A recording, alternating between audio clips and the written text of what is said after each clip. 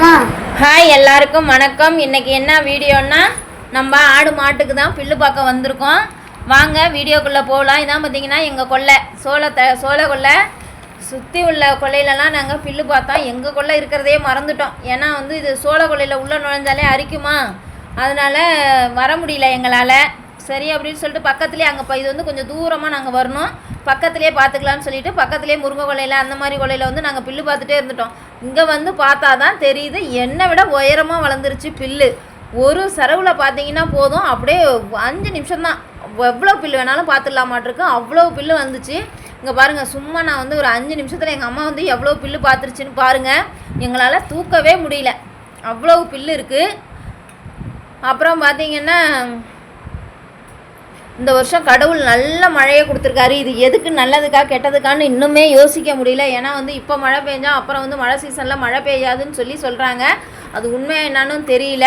இந்த வருஷம் செம்ம மழை கண்டினியூவாக பெஞ்சிக்கிட்டே இருக்கும். ஆட்டு மாட்டுக்கு தாங்க பஞ்சமே இல்லை. செம்ம மழை பெஞ்சதுனால பில்லு அங்கங்கேயும் எல்லார் கொலையிலையும் பில்லு இருக்குது. நான்லாம் ஒரு 4 வருஷத்துக்கு முன்னாடி என்கிட்ட ஒரு 4 மாடு இருந்துச்சு. 4மே சிந்து மாடு கெடேரி கண்ணுகிட்டே வச்சுருந்தேன். ஆனால் வைக்க என்னால் வாங்கி போட முடியல. ஏன்னா அப்போ விவசாயமும் பண்ணல, தண்ணி அவ்வளோவா இல்லையா. இதே மாதிரி பில்லு வைக்க எதுவுமே கிடைக்க மாட்டேன்ருச்சு. அதனால் சரி அவ்வளவுதான் நம்ம காசு கொடுத்து வாங்கிட்டு கிடக்கிறது, வைக்கலை அப்படின்னு நினச்சிக்கிட்டு நான்லாம் விற்றேன். 4 மாட்டையும் நிஜமாலுமே சொல்கிறேன் விற்றுட்டேன் பஞ்சத்தாலேயே.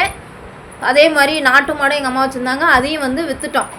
ஆனால் இப்போ பார்த்திங்கன்னா மாடு வாங்கலான்னு ஆசையாக இருக்குது இந்த பில்லை பார்க்க.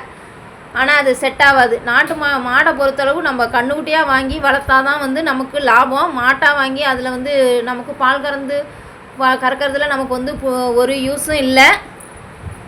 கடவுள் வருஷம் நல்ல மழையை கொடுத்து நல்ல பில்லை கொடுத்துருக்காரு. ஆட்டு மாட்டுக்கு பஞ்சம் இல்லாமல் இருக்குது இந்த வருஷம். இந்த வீடியோ பிடிச்சிருந்தா லைக் பண்ணுங்கள்.